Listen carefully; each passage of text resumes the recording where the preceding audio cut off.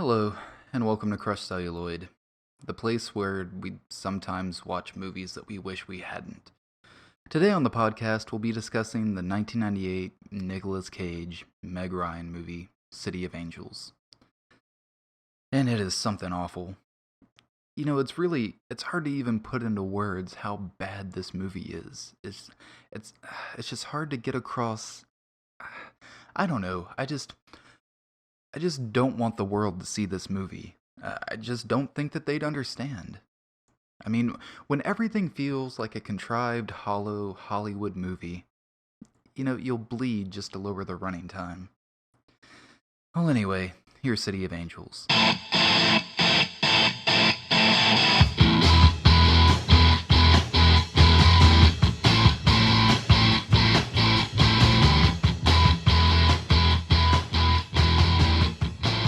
Today we are talking about 1998's City of Angels, essentially the dying breath of Nicolas Cage's career. I don't know, dude. He's still working pretty strong, but I meant as a good actor, I guess, is more what I'm going for. I mean, I still love him every once in a while, but it's very hit and miss. Yeah, more miss than hit. Yeah. But, I mean, like, Bad Lieutenant. Fucking loved Bad Lieutenant. Matchstick Men. He was awesome in that. I was alright with Matchstick Men. I didn't love it. Yeah, well, it wasn't a fantastic movie, but he was awesome in it. Yeah, I've heard Weatherman is really good. I actually haven't seen that one either. Me neither. But I heard it was good. So, yeah, he still has his moments. For the most part, he monopolizes and freaking out and acting a fool. However, though, in this movie, he has some moments like that, but it's toned down for the most part. Mostly toned down. Yeah, mostly toned down, and honestly, like, I think this was mostly, he knew it was going to be a hit, and it was probably a pretty damn good paycheck, because I read that I think the estimated budget for this was like $55 million. And it seems kind of high, but it did end up making close to $200 million worldwide, so it was definitely a hit. It was like the 25th top grossing film of 98, which, by the way, the first X-Files movie was 23, so the first X-Files movie beat City of Angels. I'd believe it. That's actually a really good movie as opposed to the second X-Files movie, which was a piece of shit. But I don't know, like, and people still really love this movie. Like, I never hear anyone talk about it anymore, but it has like a 6.7 on IMDb, 58 critics on Rotten Tomatoes, and 83 audience on Rotten Tomatoes. Yeah, which is really surprising, because I would definitely give it much lower. I mean, we have definitely done better movies that got much worse ratings. Yeah. That I still hated. If I give anything to this movie, it's that it looks beautiful. Just absolutely beautiful. It does, and there are some good shots in it and stuff, which actually, it's from the director of Casper and Lemony Snicket's A Series of Unfortunate Events. And I fucking love Lemony Snicket's. And the recent Land of the Lost with Will Ferrell. That's the same director. Nice. That's really weird. But the main problem, it's from the writer of For the Love of the Game, Life or Something Like It, and Safe Haven. That's what happened. It's all making sense now. I get City of Angels. Yeah, and City of Angels is basically a very, very, very, I cannot stress this enough, loose remake of the Wim Wenders film Wings of Desire, which neither of us have actually seen. We really want to, but I have seen Wenders' Paris, Texas, and that is a fantastic movie. Oh, he did that? Yeah, he did Paris, Texas as well. Yeah, I've had both those in my queue for a while. I haven't gotten around to either of them yet. But I guess to start off, I mean, it's a movie about angels that can kind of function in real life. So it's immediately starting off with it's a dramatic movie with magical realism. And there's two ways to really play this. One is extremely quirky, so you don't question it too much. The other is just dead serious, like a Pan's Labyrinth type deal. It goes that route.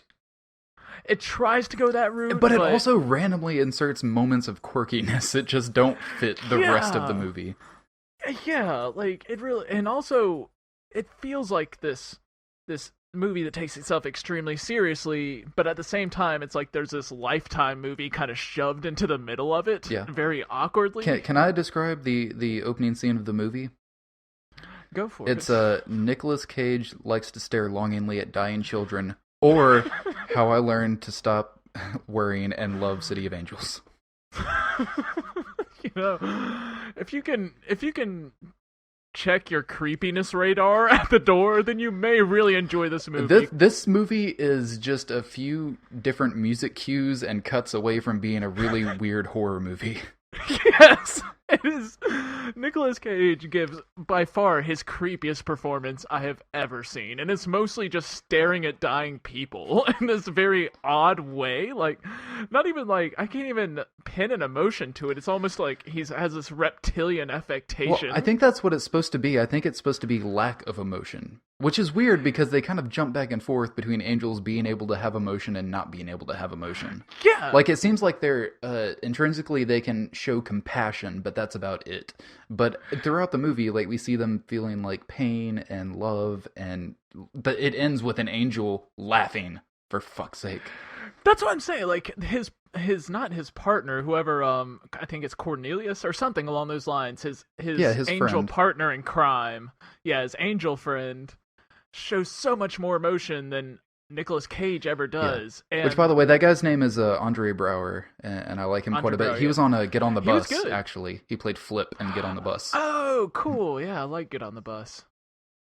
And it's just, yeah, like, this movie's biggest problem is it never sets up its rules in any concrete way, and so the whole time you're like, wait, they can do this. I have this? about half a page of just straight questions I was asking this movie.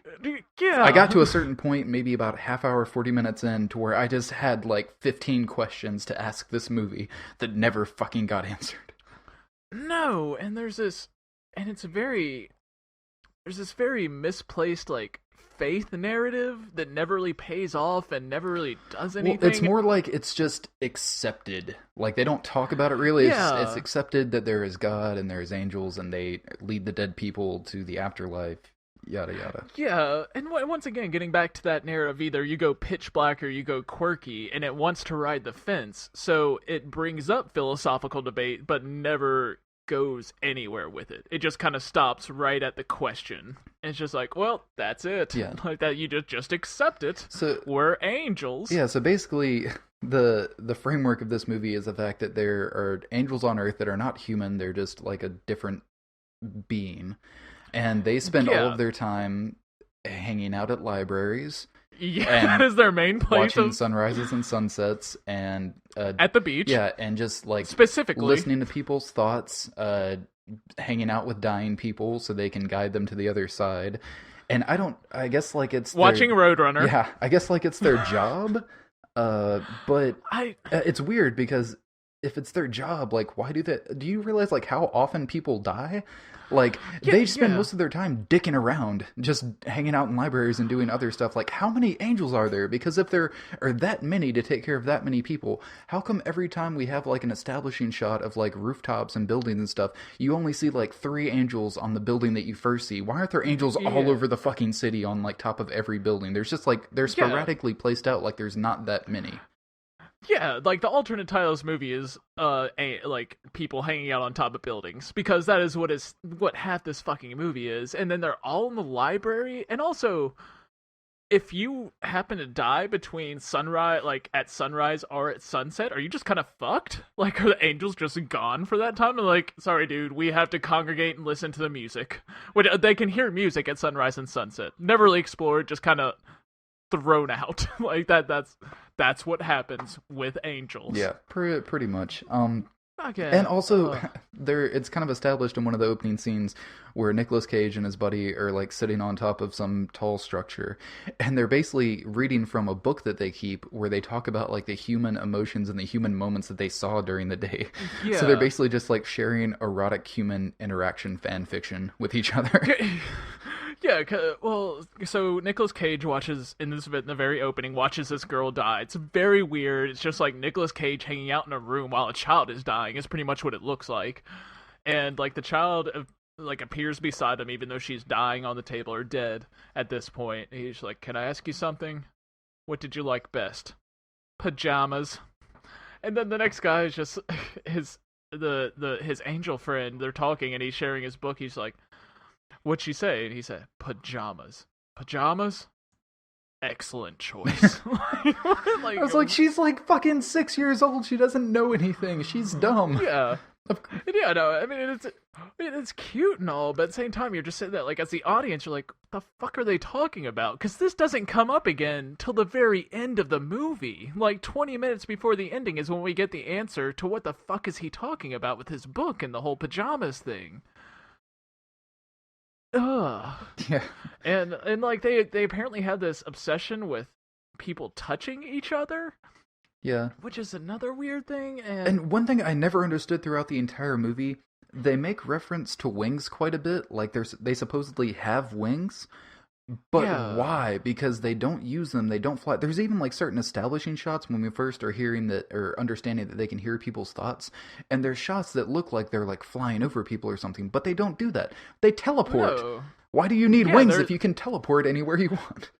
They're essentially omnipresent, and they all look like they belong in the fucking Matrix. So this movie is essentially shots of guys hanging out on scaffoldings, mostly, in the library, and they look like they're in the fucking Matrix. Like, you would expect an Uzi to come out any fucking second and just start tearing a place up. It's horrible. It's absolutely horrible. And just, like, and it goes, and, like, there's shots of, like, Nick Cage just kind of holding people's shoulders, and you're like, so I guess he woke this guy up that was an air traffic controller? What if he wasn't there? Like, is this just that's another thing that doesn't make sense and isn't really a rule. It's just, apparently they can interfere and, like, try to help people, but only sometimes, and sometimes it doesn't work. Like, I don't know. It's weird, because they can't just, like, obviously can't save certain people's lives if they don't think they should die. But they can, like, do little things. It doesn't make any fucking sense. So let's try and get on track and see if we can get somewhere. Okay. So, well, I will say that the way that they deliver exposition in this movie is pretty fucking funny.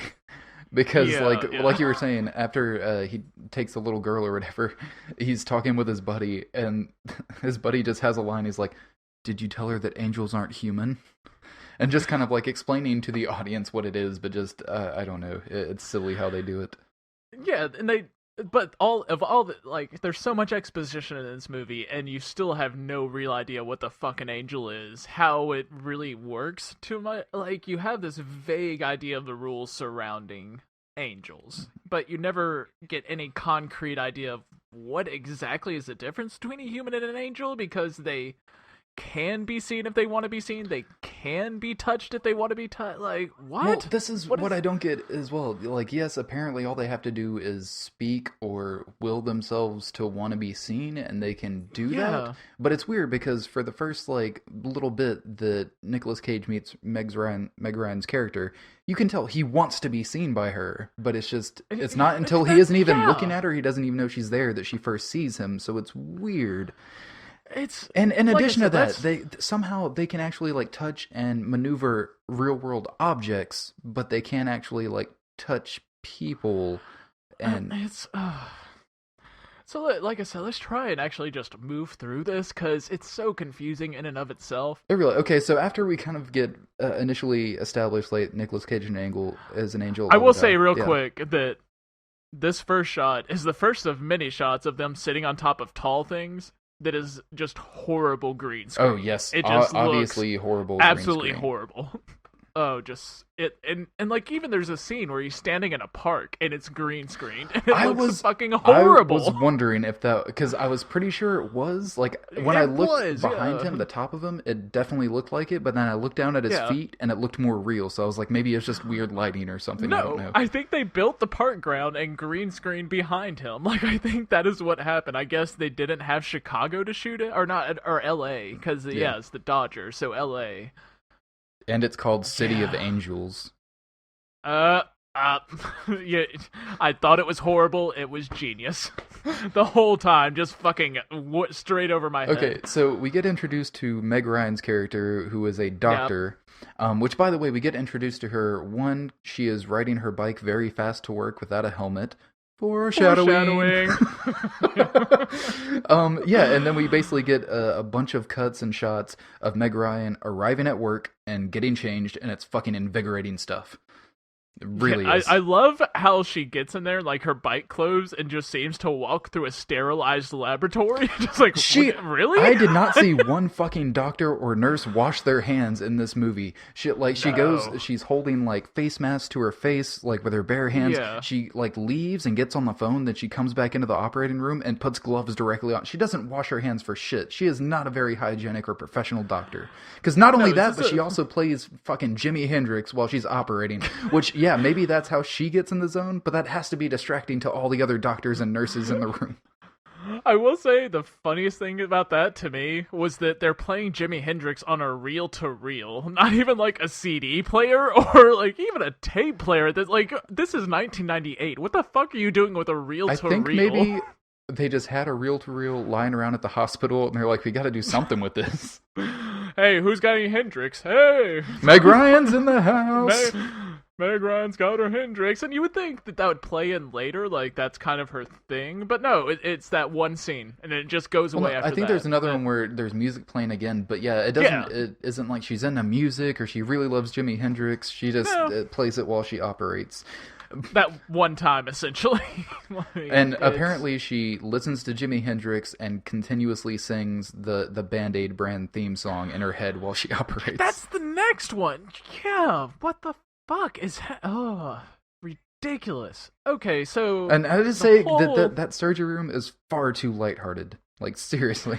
No one's washing hands, they're cracking jokes, they're listening to Jimi Hendrix. It's ridiculous. But that one guy is fucking reading People, and then he has this thing where he just throws people into the biohazard waste bin. It's just like, is that a slam on people? Like, what the fuck is this? I don't think get so. it. I don't know. I guess it was supposed to be funny. Funny? Yeah, it's not. So anyway, in getting introduced to Meg Ryan, we see that she's this young hotshot doctor that, you know, is good at her job, I guess. Yeah. So she's surgering the hell out of that surgery. Yeah. So she ends up losing her patient, and apparently this affects her heavily. That is the crux of the entire movie, pretty much, is that that's how the conflict starts, is she loses a patient. And, you know, she goes and has to tell the family that, you know, basically a mother and two kids that their father has died.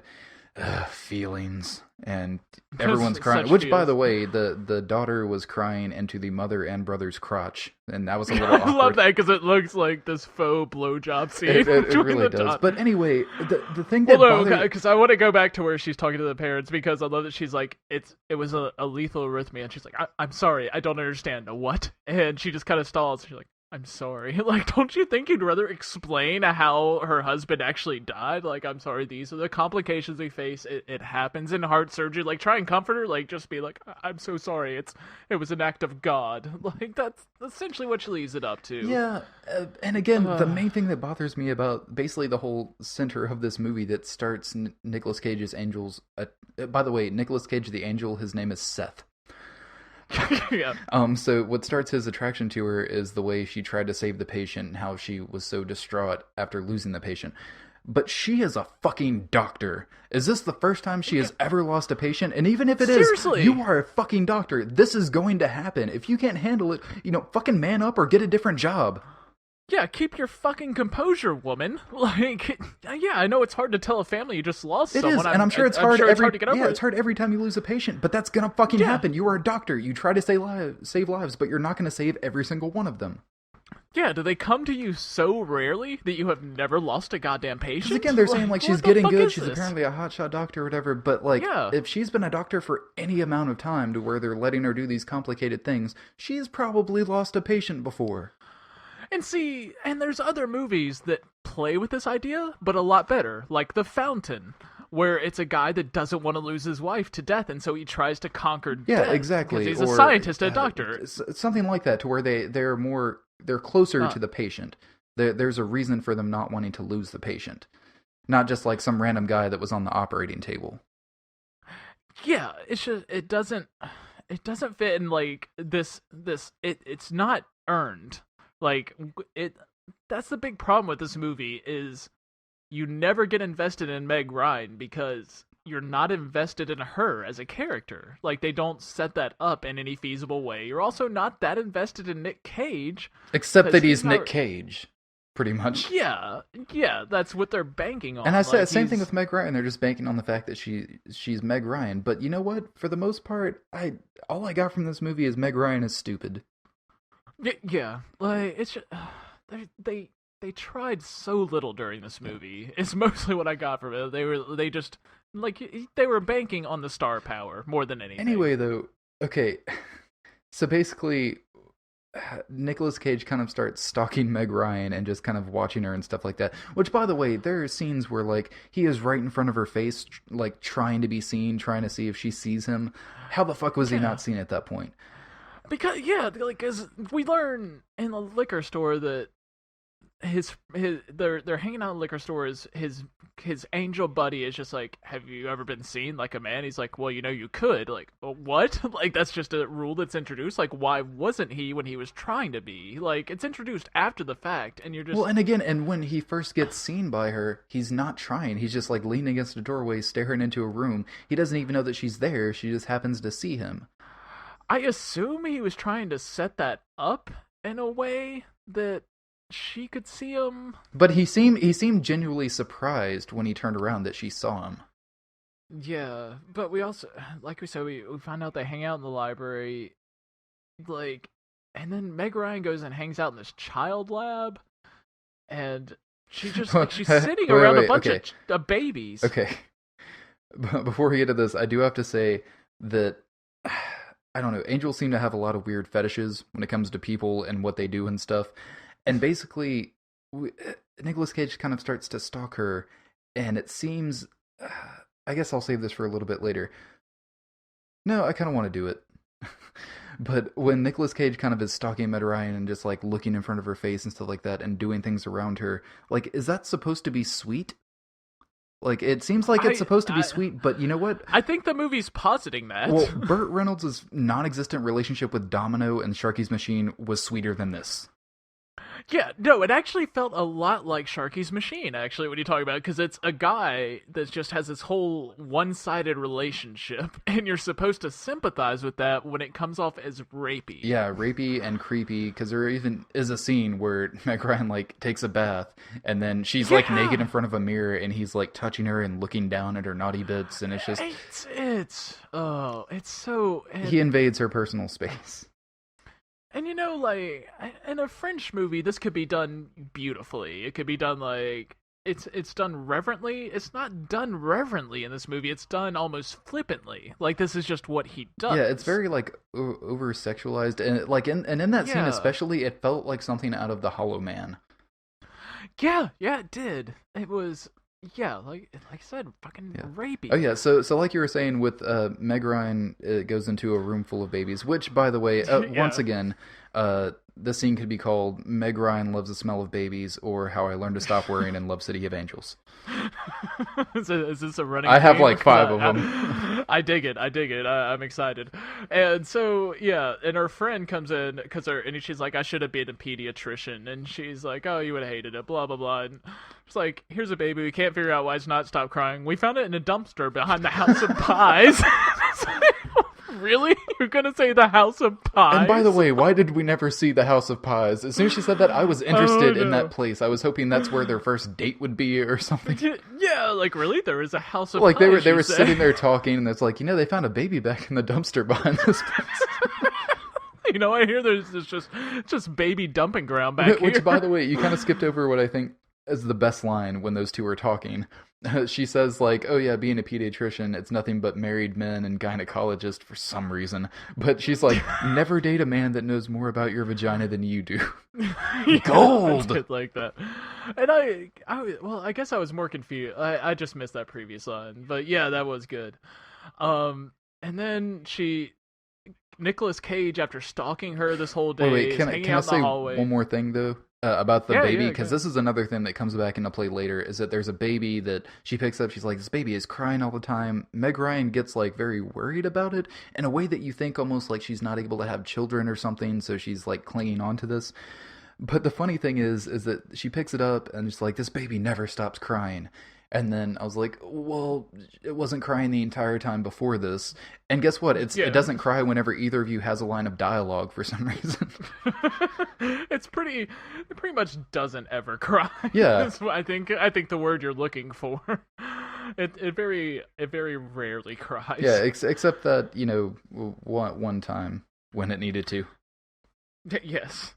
And so we go to Meg Ryan catching Nick Cage in a hallway, which, like I said, I think he was wanting to be seen, even though he's turned away. Like, who fucking knows at this point? He just seemed kind of surprised, which, by the way, within the first couple of lines of dialogue and him talking to her, I mean, like, I understand it's Nicolas Cage and everything, but shouldn't she be fucking running away thinking he's about to kill her? Oh, it's so creepy. So here's an excerpt of some dialogue, and it's just like, who are you visiting right now? You. Run away! Despair. Yeah, they ask her, are you in despair? And instead of being like, okay, you're a strange man, kind of dressed like a homeless person in the middle of a hospital in a dark hallway. After visiting hours. I'm gonna run. Instead of that, she gives him the rundown of how she lost a patient, how it's eating her up inside. He goes on to call her by name, and it takes like 3 more lines of dialogue before she's like, wait, how did you know my name? Yeah. He like points to her name badge, and then we later see when she's in the locker room that her name badge just says like M, and then her like M whatever her last Price. Yeah, I think, whatever her last name is. But like, how the fuck does she not know what her own fucking name badge says? Yeah, that's weird. But I also love that in the locker room scene where she actually looks at her main badge and says M. Price, she actually a thumb moves over the last name as if the audience isn't gonna get that there is not an actual first name there. Like, we have to kind of punch, like we have to really nail this in the head that her name is not actually on this badge, or her first name. It's fucking spoon-fed. It's horrible. Oh, but we do get the scene I kind of mentioned earlier about her in the bathtub and stuff, kind of thinking about it, which, by the way, she has a line. She's like, what kind of name is Seth? That is not a weird name. That is not an out there name. Yeah, I know. That is a regular name. That's a person's name. Well, that's when he's reading her mind in surgery, when she's going Band-Aid, where she sings the Band-Aid brand song to herself, and she says, no dying on me, not until you give me Seth's phone number. Like, what kind of fucking surgeon are you? She is not professional whatsoever. I bet she didn't wash her hands again. Because, you know what, it's good luck to have placenta and whatever on your hands. I'm sure, I don't think she delivers babies, but placenta is just everywhere in hospitals. But in that scene where she's in the bathtub, we get the best Nicolas Cage face in this movie, because it kind of goes out as she's like in the bathtub, and he's just like sitting against her wall with just like, he's in pain and he's so sexually frustrated, but he's an angel that doesn't know how to feel any of those things and doesn't know what any of that means. Yeah, because one thing, angels aren't human, as has been established. Another thing, if angels aren't human, guess what? They don't have a sex. Yeah, it's not like he's sitting there and he's just like longing to be with her and he's in love with her or whatever. It's like, oh my god, she's naked and I can't fucking take it. That's the face he's making. It's just like, it's almost like something you expect in Animal House where they just kind of bite their fist like it's that kind of weird fucking face. Like, it really is. And again, this is the first instance where I actually wrote this down, and then it just happened so much I just threw it out the fucking window. But he leaves a book for her on the nightstand, and I was like, wait, if he can't touch anything, how the fuck is he moving a book there? Yeah. But that gets thrown out the window very quickly. Yeah, and she is not very surprised to find the book, so we're like, oh, but it turns out she thinks it's from her boyfriend doctor, who is... Do you want to talk about the book? But yeah, it's a Hemingway book. Nicolas Cage found out about it from listening to someone else read it in the library earlier in the movie, because we find out all angels love the fucking library, which is also never really discussed, but whatever. Well, it seems like maybe it's something to where like they can't pick up books and read themselves, so they listen to other people reading to get literature, but of course they can pick up and read out of a fucking book. Yeah, because it's... yeah. And... yeah, I think it's The Meaningful Feast. I want to say something it's like that. Yeah, but yeah, so she ends up reading it and loving it, and she's like, oh, you left me this book, how sweet, while her surgeon of a boyfriend is smoking cigarettes on top of the hospital, which just seems weird in this day and age. Yeah, and he's just like, what, I didn't give you that. Just like very mean about it, actually. And so she's like, oh no, who could have done this? Like, Meg Ryan questions surprisingly little throughout the course of this movie.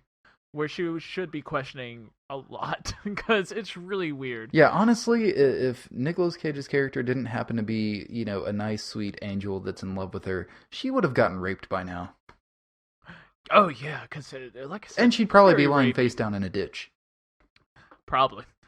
And so we follow Meg Ryan to the library where she's taking the book back. She's like, "Can you tell me you checked it out?" He's like, "No, but I can tell you when it's checked out." And she's like, "All right," then walks away. It's like, all right, that'll What? fucking help me. Well, I mean, it's funny. She's like, "All right, tell me," and then she just walks away, and that's never concluded. Like, it's just like, why not just say no, never mind? Like, why say all right to that situation and then walk on? I think there might have been a tiny throwaway line where he's like, "Give me 5 minutes" or something. I don't know. It seemed like it was kind of, it was something like that, kind of muttered under his breath. Yeah, that wouldn't even take 5 minutes. So that's ridiculous. But because he scanned it. yeah, That should have so- told him right then. yeah. And then we get to the library, and Nicolas Cage shows up to see her again in the Hemingway section, which once again should be a very rapey signal towards her. Like, oh, he left this book in my house, maybe. Like, or just this guy's following me for some fucking reason. Like, that the warning sign should be going off everywhere in her Which, head. But by the way, the little section that he's like, "May I?" and he reads her little section where Hemingway is apparently describing how an oyster tastes. oysters! And he's like, oysters! yeah, and he's talking about how it's slippery and gross and slimy, sliding down his throat, and it tastes like the sea, and just like devouring this creature. And it's like, again, rapey. Yeah, and he's just like, I love how he always remembers how to describe how things taste. Like, what? Like, that is so fucking creepy, and she is okay with all of this. He even tells her, "I am a messenger from God." Nothing. He says that, and they're caught nothing. Nothing. Doesn't get anything from her. She doesn't And even it just- blink. And they just move on. Like, he didn't just say something incredibly fucking strange. And warning lights, once again, fucking warning lights. This guy thinks he's a messenger from God. Yeah, he's like, "Oh, so do you want to go somewhere?" And she's like, "Yeah." Well, actually, they have a little back and forth that is actually very much so kind of a little back and forth from Valley Girl, actually. Really? Yeah, he's like, "Hey, you want to go somewhere?" And she says, "Where?" And he's like, "I don't know." And it's like, "What do you want to do?" "Anything." That's pretty much like word for word a couple lines from Valley Girl. Yeah, they also have this moment where he's like, he takes her hand, he's like, "What am I doing? You're touching me. How do you know? I feel it. You should trust that. You don't trust it enough."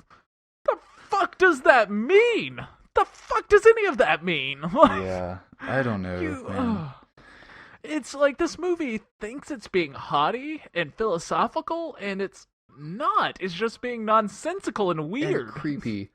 Like, very creepy. I kind of want to make a enough. supercut of this movie where I take out anything that involves the actual angels or anything that's talking about angels and just make it the weirdest, creepiest romantic love movie ever. No, this could be, you can make like a trailer of this, like the way they did for You've Got Mail, where it makes Tom Hanks look like a stalker that's gonna kill Meg Ryan. You could do the same thing with the movie of City of Angels and make a trailer where it's just like Nicolas Cage is out to rape a bitch. Meg Ryan could have been like the scream queen of the 90s. Yeah, it's a very easily. So it's funny, they end up going to like a market, like a farmer's market kind of thing, and basically they're going through the aisles and she's like picking up fruit and smelling it. One of my favorite moments is Nicolas Cage picks up a cactus and smells it. And he has this little look, he's like, yeah, that's good. Yeah.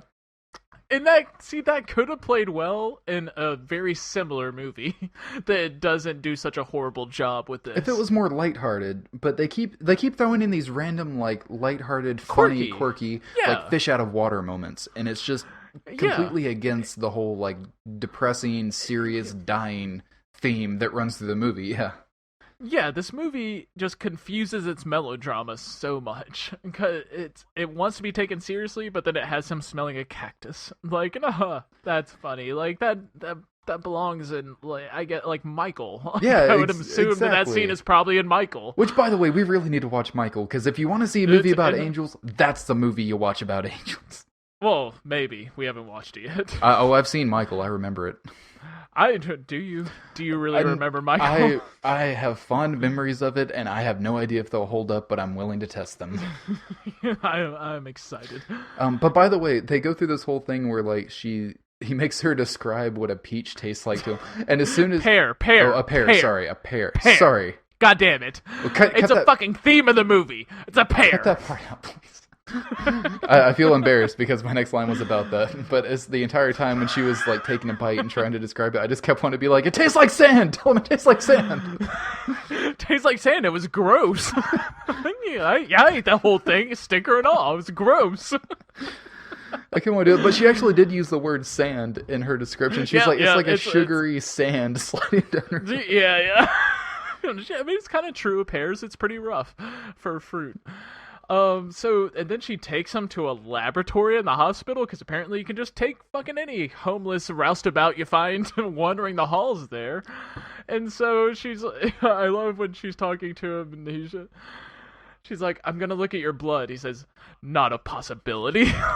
What a weird fucking thing to say. Because he's around humans every day, and apparently has been for millions of years. He has the vernacular down. But he acts like a stunned child at every take. Which it gets even worse later on in the movie, but it is ridiculous. It really is. And not only that, but again, it's just sending off bad like, her spidey sense should be going off. Like, oh, he doesn't want me to take his blood. He probably has AIDS or something. I mean, this isn't like the 1950s, like a quirky angel movie, Heaven Can Wait or something. Well, yeah, it's not like that where these dangers aren't as prevalent. This is fucking 1998, and she's in LA. She knows about rape, and she should very much have her sense tingling, like, oh, this is a weird situation I'm in right now. I should probably not be alone with this man. You know what it is, though? It's his eyes, and the fact that he never blinks. That just gets into her soul. And he looks like a fucking reptile throughout half the movie. He's trying to give off like the sense of childlike wonderment, and he looks like a reptile. And he always like his shoulders are always kind of like at an angle. Like I don't know what it is. It's almost kind of like the way Freddy Krueger stands. Like he just has one shoulder kind of leaned down, and he just has these dead-eyed stare. Yeah, just strange. And when she goes in to look at the microscope, and he just kind of sniffs her hair, and he's obviously just really in it, and she's like, oh, I didn't know you were there. Like, you fucking knew he was there. He had your nose in your scalp. He breathed in audibly. It was weird. Like, it's What I will say that after this though, one of my favorite moments in the movie happens. We cut to actually who is my favorite character and who I think is the best part of the movie is Dennis Franz. But it cuts to him watching TV, and he's like, from NYPD Blue. Yeah, which by the way, he can not stop showing his ass. Like he shows it everywhere. Oh yeah, that guy. He shows it in this movie too. It's wonderful. You'll love it. But he's flipping through the channels, and I don't know, man. Holy shit! Everything is connected. Like I know. We watch Ringmaster, and we had fucking MC Gainey in 2 movies. Now we have Jerry Springer in this movie. But as soon as that came on, my mouth dropped, and I immediately became more interested in the Jerry Springer show that they showed 10 seconds of than the entire movie I had been watching so far. I wanted to stop and go find KKK moms on the Jerry Springer show and watch that. Just like, no, my mother's in the KKK. I am sold. I am much more sold than I am on this premise you're trying to give me movie. I literally perked up. Like, I jumped up in my seat, and I was like, oh, yes. And I was like, oh, that doesn't last. Yeah, and I will point out one of the weird things after the scene is Dennis Franz talking about, like, man, I just want to get back on those waves. And he's a big guy that has just had a heart attack, and you saw him scarfing down Ben and Jerry's. He's a body surfer, not a surfboarder. Yeah, not a surfboarder. That's he just fat wants people to get out surfboarding. I guess so, but I mean, I can't imagine him doing any sort of physical activity. You're just like, you don't look like you like getting outside too much, just from your body type. That's all I gotta say. So basically, even though Dennis Franz is mostly just here to give out some more exposition, I do think he's the best part of this movie. I think he gives the best performance, and he is just fun, and he makes me smile when he's on screen. Dennis Franz and the angel friend. Those two Yeah, give solid yeah. performances. Yeah, I really like both of them, but our two leads are just... They are so they just have to be confused. Like I imagine each of them are given half a script, and so neither of them really know what's happening in the rest of the movie because none of it fits together in any conceivable way. Really, it leaves more questions open than anything, and it's all, like we have harped on continuously, it's fucking creepy. This movie is really fucking creepy. Yeah, again, anyone that is possibly listening to this, if you create a creepy supercut of City of Angels and send it to us, I will send you one of my personal possessions. I am making a call to arms. I want to see this. Do it. I'm too lazy to do it myself. Internet, I know you have it in you. Okay, so yeah, Dennis Franz lets us know that angels can fall to Earth and become human if they so please, and that he actually was once an angel, so because he knows all the little tricks and blah blah blah. And he because why not? Yeah, because we haven't. Yeah, fucking. We can just start. There are no rules. We vaguely established what an angel is. Let's throw it out the window and start all over again. Like, what the fuck? So he basically hangs out with him for the night, which, by the way, like, they go and eat and stuff, and it's kind of a cute scene, but then they're just on top of, like, beams on, like, a construction building, which, how the fuck did he get up there? I understand Nicolas Cage can fucking teleport wherever he wants. How did that fat motherfucker in a hospital gown get all the way up there? Can he transport other people as well? What's the rule here? After going through heart surgery, after smoking cigarettes, eating pancakes, fucking French toast, and a club sandwich and a steak all at once, and then he climbs on top of this huge it's not scaffolding? like he's sitting on top of a roof on a second story. This is like high up. Yeah, like you have to climb machinery in a very odd way to be able to get there. Like, it's... yeah, fucking ridiculous. Anyway. Yeah. So basically it culminates with Dennis Franz kind of going back with him to watch the sunrise with all the angels. And this scene could be called Sunrises Make Angels Come in Their Pants, or How I Learned to Stop Worrying in Love City of Angels. All right. And that's one thing that also wasn't really explained till towards the end of the movie, because Nicolas Cage is in there like, do you hear it? Can you hear it? And there's all the, like, once again, angels are just out of commission from around sunrise and around sunset. And like I said, it's that face that made me think that, because Nicolas Cage, he closes his eyes and he kind of shakes a little bit, and I'm just like, oh, he just came. Yeah, he's just like, and Dennis Franz just like, no, I can't hear it, but you can't feel this. And he fucking strips down naked and just goes and dives into the ocean. And it's funny. And then poor Nicolas Cage, actually, having to swim in his clothes so much in this movie. That has to be hard. And that trench coat, my God. Yeah. And so they go swimming together, and it's supposed to be touching, but no, because it wasn't earned in any way. Like, that's the theme of this movie, is they're trying to tell you something's touching, and it's not. A lot like Sharky's Machine, once again, but not nearly as fun. Which, by the way, the scene where those two are sitting on top of, like, that beam and everything, that is not a shitty CGI shot. I think that's a real shot. That was the one real shot but then of them doing the very next shot is of Nicolas Cage and his buddy sitting on top of the fucking Marble Man, like, setup, and that is just horrible CGI. That is the worst so CGI bad. of the movie right there. Oh, man. Or green screen, so rather, bad. but I mean, just, it's yeah. awful. Yeah. Bad. What are you waiting for? There's so much beauty up here, and all you can see is fucking traffic congestion. You're just like, what the fuck is beautiful up there? What are you talking about? I don't know. I don't understand the rules of this movie at all. It doesn't, no, it doesn't, it's, so, we get to Meg Ryan and Nick Cage in the park, and and apparently he can talk to dogs. Apparently angels can also do that. He's like, this is Earl. It's like, oh, he told me. Like, what? Like, why? Well, no, that's can apparently you speak to dogs now? a thing, and I think that might be something from the original film that they crossed over, which is, I think angels can speak, like, every language. But then when he becomes human, he can only speak English, which they show us by tossing in some, Asian stereotypes to yell at him. Oh, yeah, I didn't even catch that. But yeah, so he can talk to a dog, because I guess dog's language, why not? I love my dog. And they have this whole Yeah, that's right. I had to sneak that in. It sounded a You know, little weird. I love him and I believe he can speak. Speak. He's asleep. Okay. And there's this whole weird this whole scene between them where she starts to freak out on him and she's like, "Are you married? Or like, why can't you love me? Why can't you be with me? Are you married?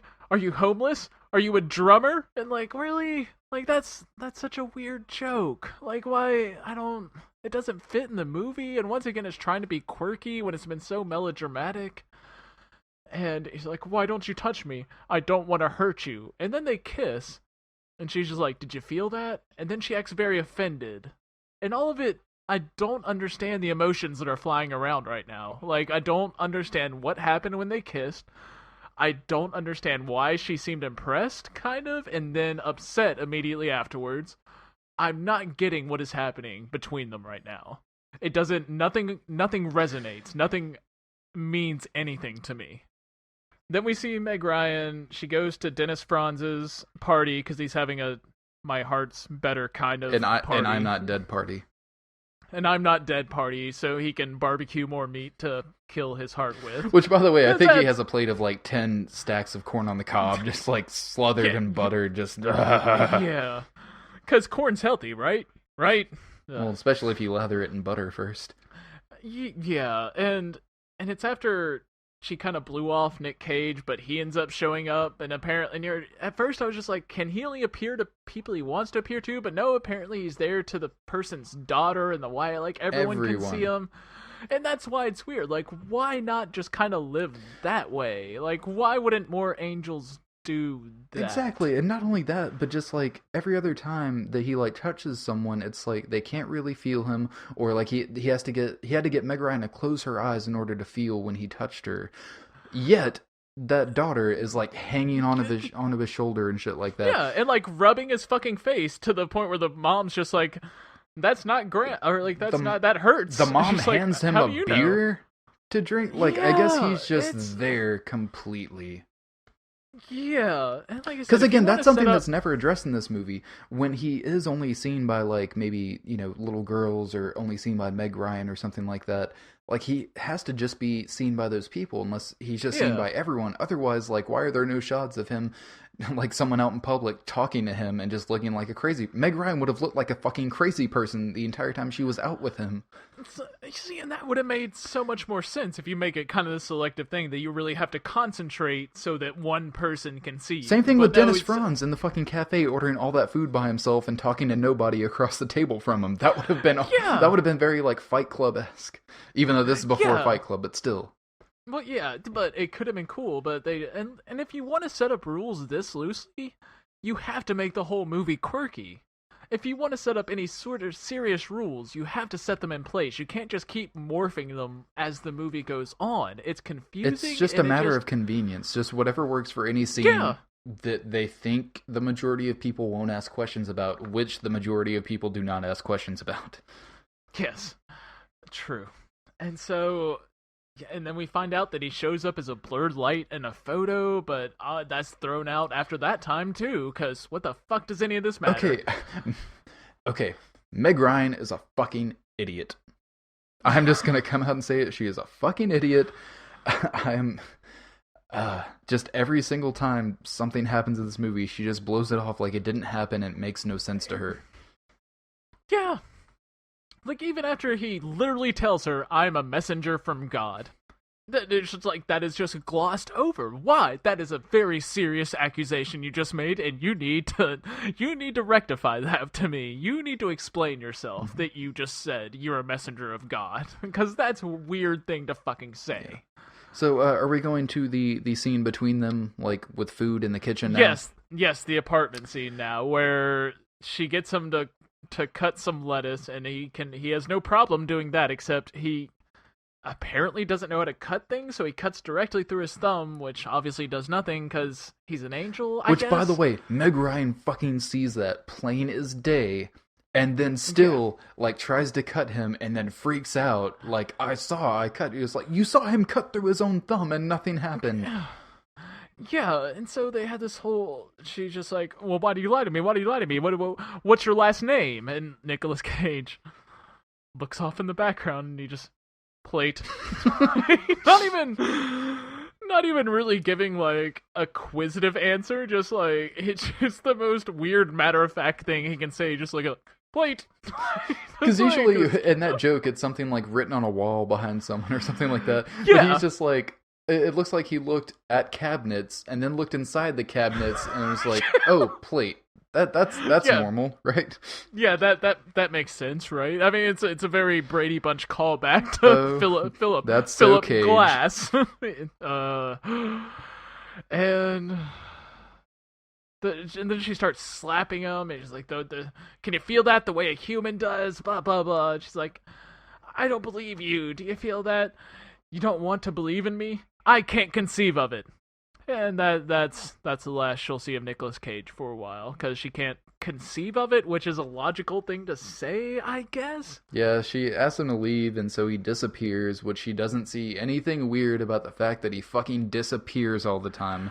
Except originally she kind of looked over her shoulder a little bit. That's it. Yeah. She's like, oh, well, that's weird that someone just disappeared and there were no doors opening or shutting. Well, yeah, but this time she understands he's an angel, and somehow she kind of intrinsically understands kind of some of the rules of angels. I guess she kind of puts the puzzle pieces together, and that's why she's not freaked out this time. Well, yeah, she's like, she's freaked out because he's like an angel thing, and she doesn't know how to deal with it.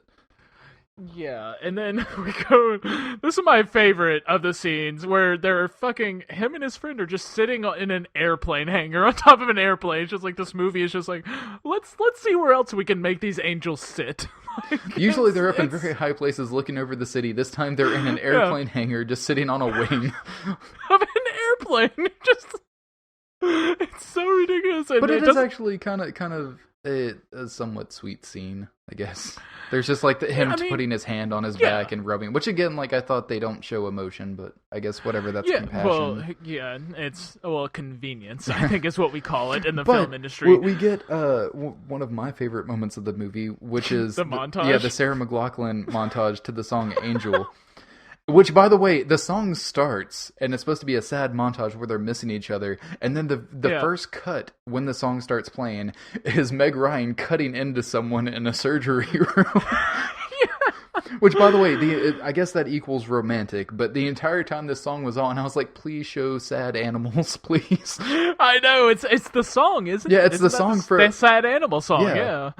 Yeah, my note was, is this about to turn into a tortured dog commercial? I mean, the best we got was Meg Ryan's dog, and he didn't look that sad, so I was kind of disappointed. No.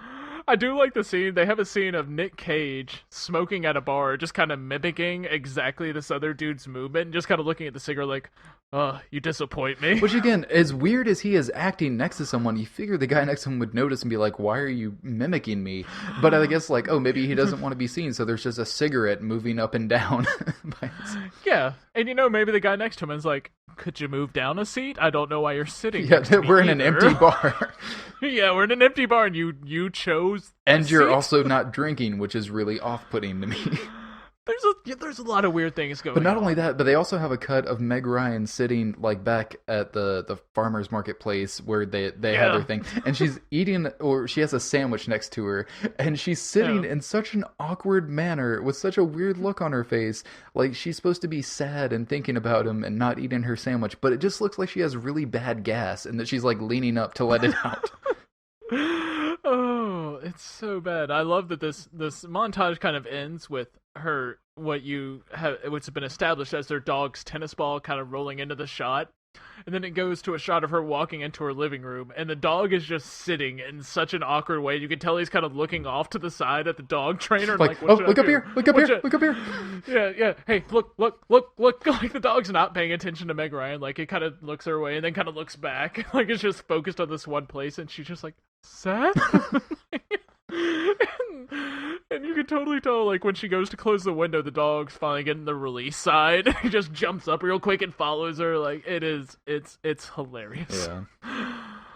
Oh, so bad. And then there's an even creepier scene, like the creepiest scene of them all, where she's kind of sitting there getting naked, and she's like, She's like, I want to see you. Let me see you. As Nick Cage is kind of rubbing her back, but you're like, but he's invisible, so she can't see it. And then Meg Ryan does the funniest trying not to look at somebody that is obviously directly in front of them I have ever seen. I love that because again, she's seen him before. She knows how tall he is and stuff, but she stares like over one of his shoulders.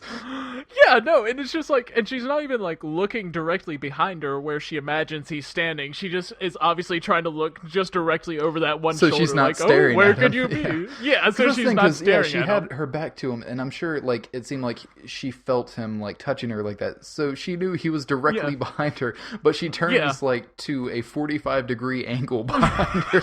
Yeah, well, yeah, she makes like maybe like an 100-degree turn and just stares close to the camera instead of turning around and staring like where Nick Cage should be.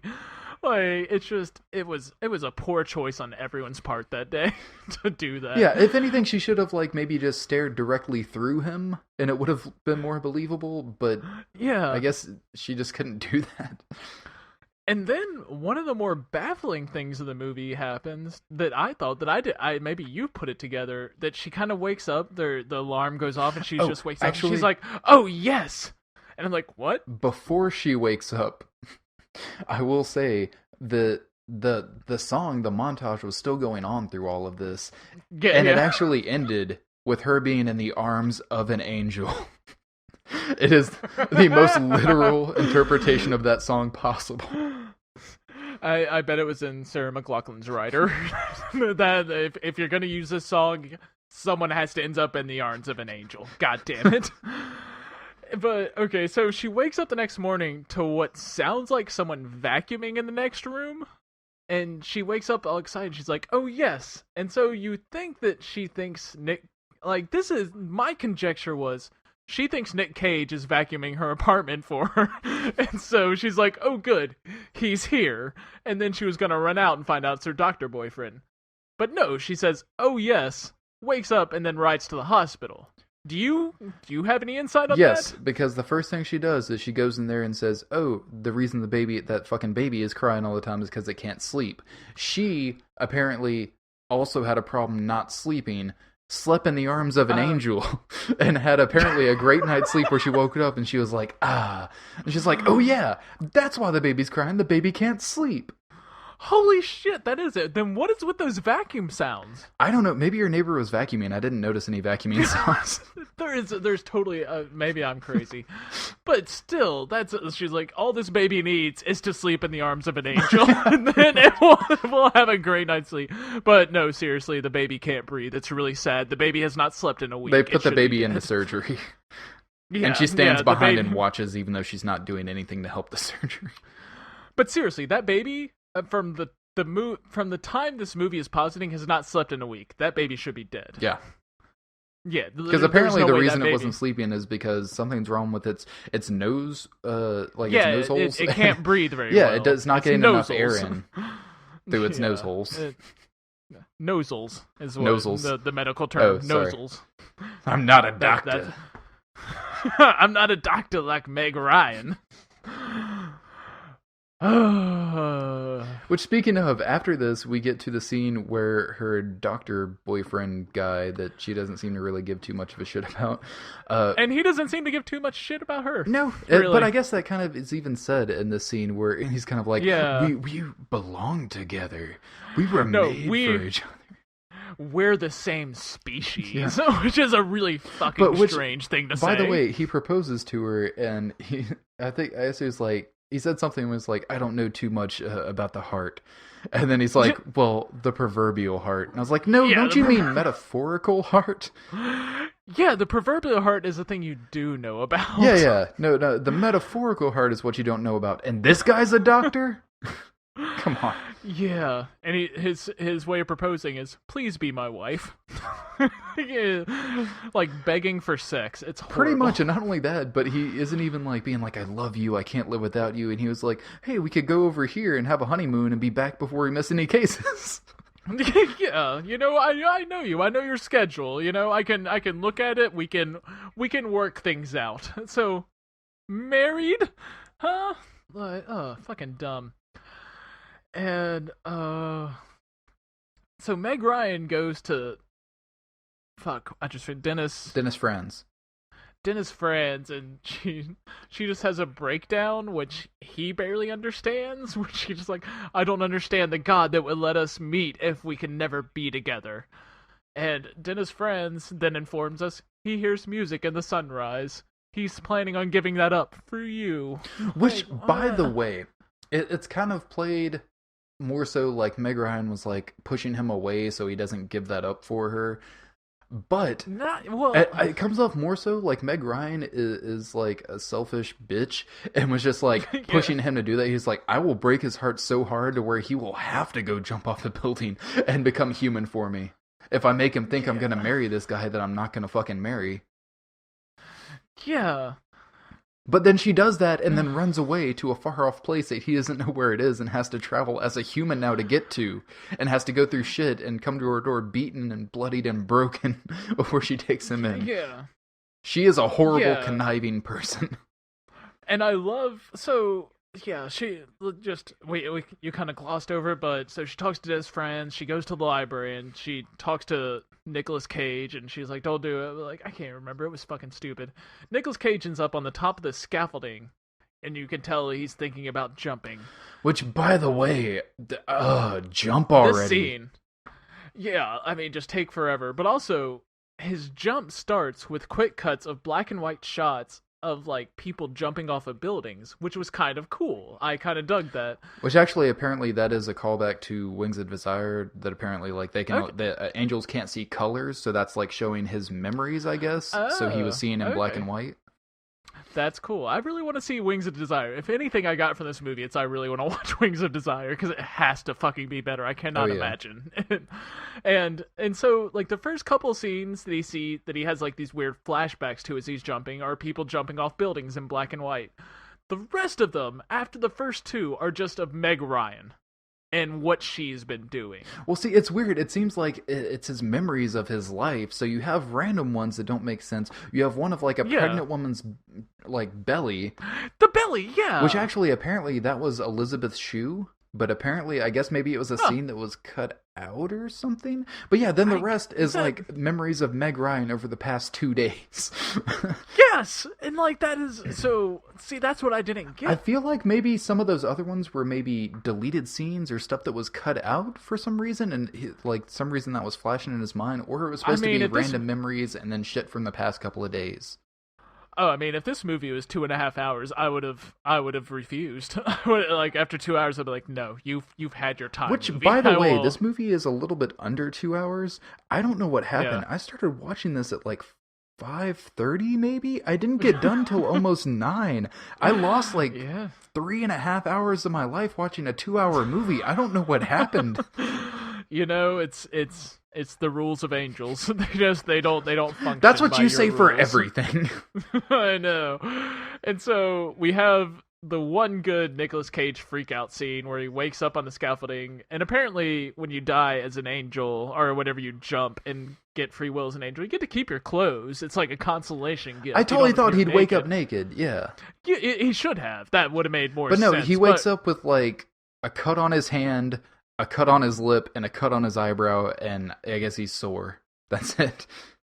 Yeah, and he's just like, blood? Like, blood? He's like, and they're like, yeah, is it red? He's like, red. By the way, is it red? Color! Like, yeah, so I guess weird. That's, that he saw black and white before that. But the guy that said, is it red? That's fucking Nick Offerman from Parks and Recreation. Ron Swanson. I fucking knew it. Yeah. I fucking knew it. That's his big moment. That's when he became a star. Nicolas Cage asks him if it's blood, and he says, is it red? Star. Walk of Fame. And then get it ready. We get this weird scene of Nick Cage skipping and singing while people are the scene is called Nick Cage's Life is a Musical, or How I Learned to Stop Worrying in the City of Angels.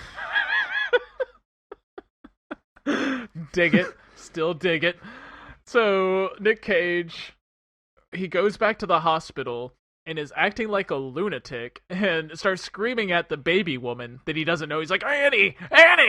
And just like, and she takes him in to start like fixing him. By the way, I and love she's like, this scene.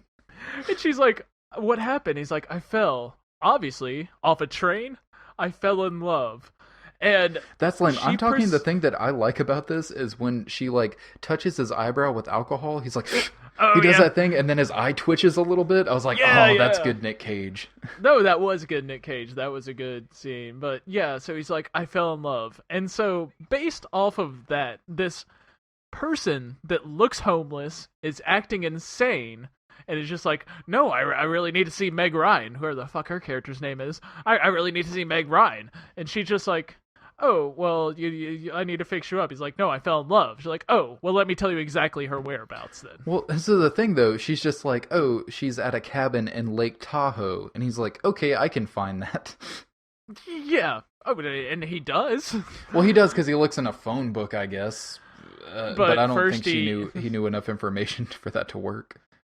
Yeah, first he gets robbed. Which was a funny scene. It was. He gets beaten up by some chinos, and he gets His shoes taken.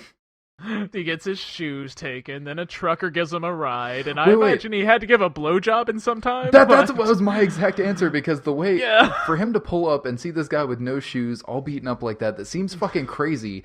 And just is like, hey, I'm going to Reno. He's like, no, I'm going to Lake Tahoe. It's like, hey, get in. Yeah, it's like, we'll figure it out on the way. I was like, oh, he totally had to give that guy a blowjob.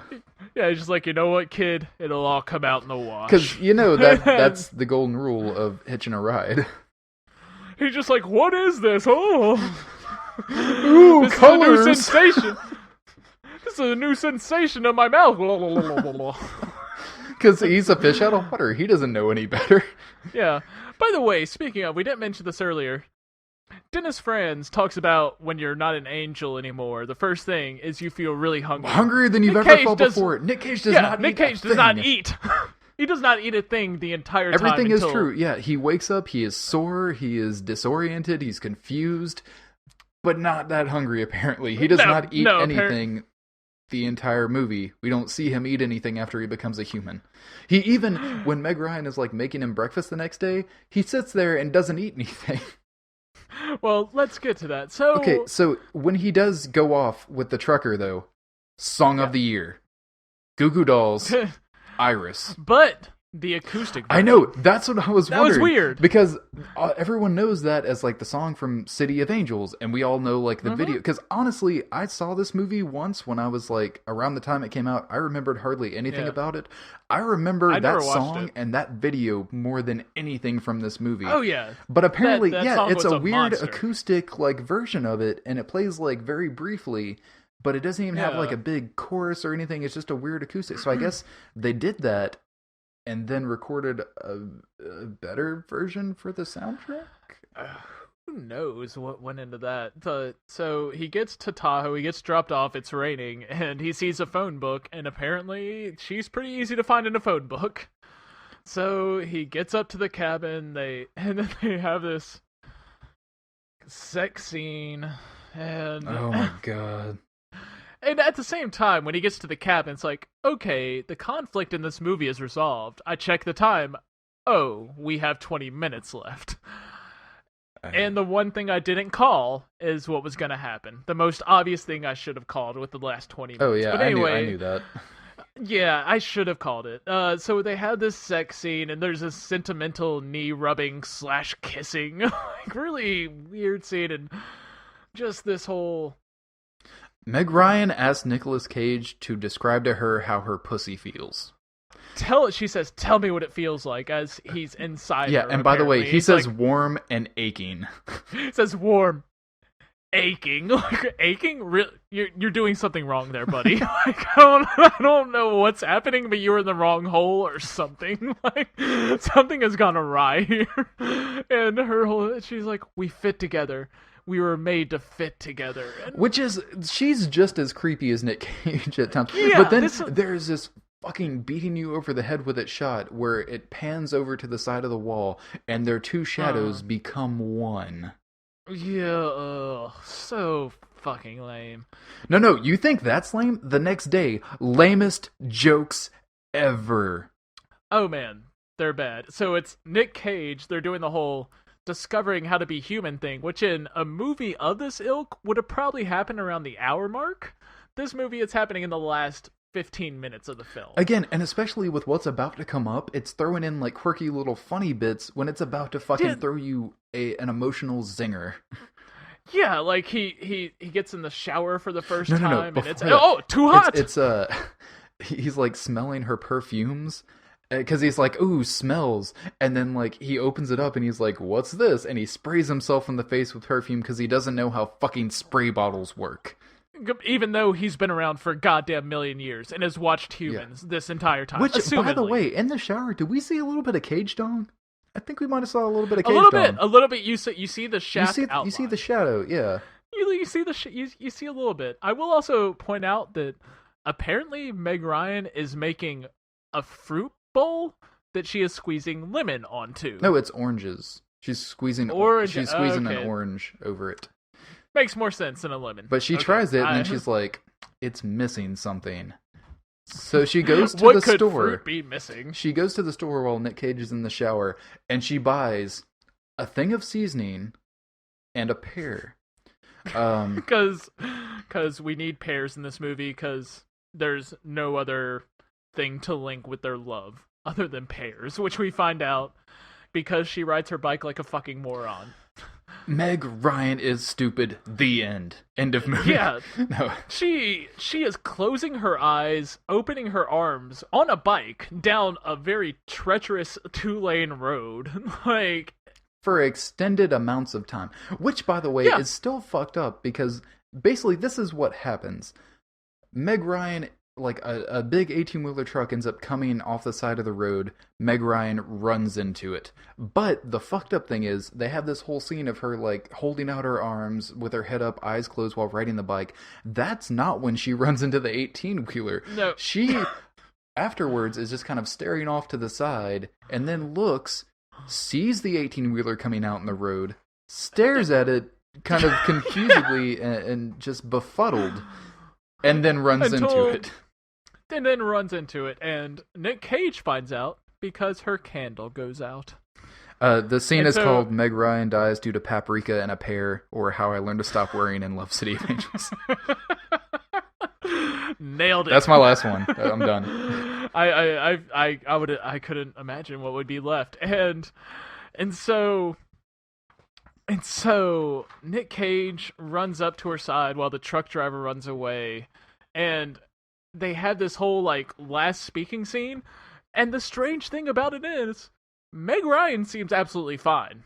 She does not seem to have a thing wrong with her, except the cut on her head. Yeah, and she seems like a little dirty, like she hit the ground. Yeah, and she is speaking completely cognizantly. She is fully there, and she's like, "Oh, I loved you. I love touching you. What do you know when I get to heaven and they ask what am I gonna say? What was my favorite thing? I'm gonna say you." And and she's very happy about all this until she dies, which out of nowhere. By the way, both of them could only manage one tear apiece. Like, Meg Ryan actually got a tear to run down her face. Nick Cage had one on his eyelid that he just couldn't shake free. He couldn't get that tear to fall. He was trying so hard. And also I love when he's running up to the scene, you see a lone pear in the road that had fallen out of her bag. Yeah, she bought a pear and like a thing of seasoning, which I assume was paprika. And when Nick Cage goes back to having to live real life without his love, Meg Ryan, he goes to the market, and that's the only that we do see him eat something, because he devours a pear in front of us. But finally, no, he goes there and he just starts loading up his cart with pears. With pears! And I was like, I just want a new movie to start. Nicolas Cage in Nothing But Pears.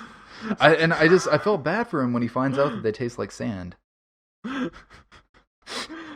Nick Cage finds out that pears taste like sand, or How I Learned to Stop Worrying in Love City of Angels. Well, because there was this moment where like you see him and he takes a bite into a pear, and I really just wanted him to like be like, ugh, and just like spell. But it seems kind of like that might have happened, but he just keeps going at it anyway.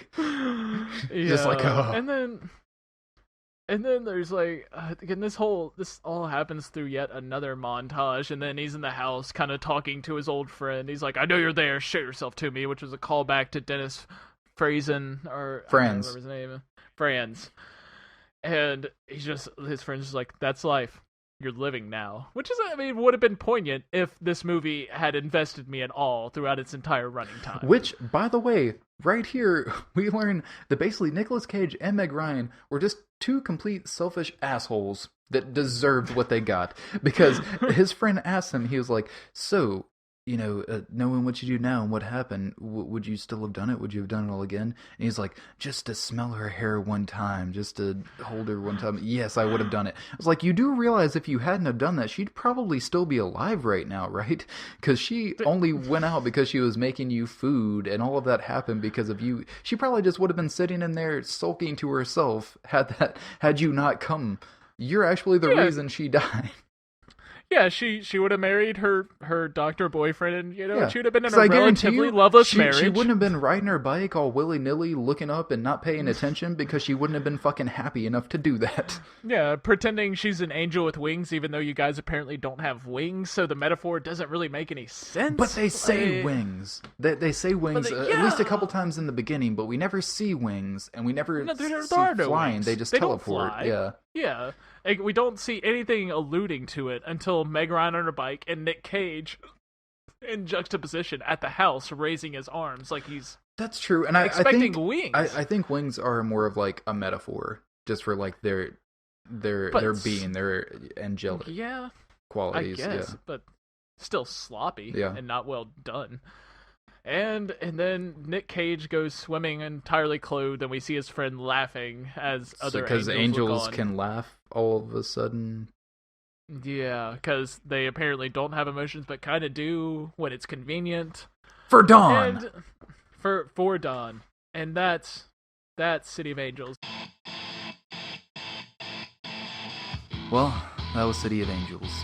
And I don't think there's really anything else we can say about that.